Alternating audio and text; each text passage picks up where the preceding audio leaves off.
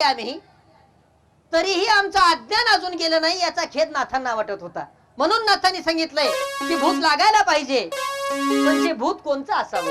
कारण भूत पूर्वी सुद्धा लागले, पण त्या भूतांनी कुणाचा फायदा झाला कुणाचा तोटा झाला हे विचार करायसारखं आहे. म्हणून नाथ म्हणतात की भूत जबर मोठे गे बाई, भूत जबर मोठे गे बाई, भूत जबर मोठे गे बाई, भूत जबर मोठे गे बाई, भूत जबर मोठे गे बाई, भूत जबर मोठे गे बाई.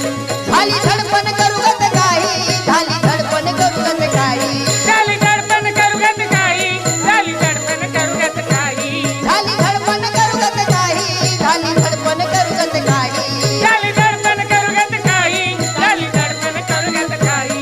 भूत जबर मोठे गे बाई, भूत जबर मोठे गे बाई, भूत जबर मोठे गे बाई, भूत जबर मोठे गे बाई, भूत जबर मोठे गे बाई, भूत जबर मोठे गे बाई. सूप चाटूचे केले देवऋषी आणि या भूताने धरले धरले कसे. केसी. सूप चाटूचे देवऋषी केले आम्ही. मला सांगा भाऊ, आमच्या भारतीय संस्कृतीमध्ये आमचे देव किती आहेत? 33 कोटी. 33 कोटी देव. आमचा एका देवावर काही भरोसा नाही.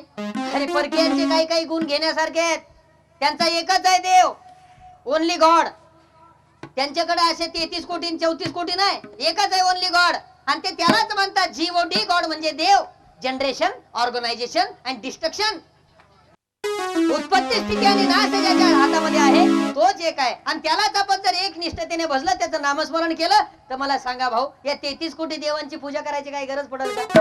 पण त्याच्याशी एक निष्ठतेने जर आपण त्याचे नामस्मरण केलं तर हे भूत लागणार नाही. आणि भूत लागल ते सत्कर्माचं लागल आणि ते लावून घ्यावं. म्हणून नाथ महाराज सांगतात भूत जबर मोठे गे बाई, भूत जबर मोठे गे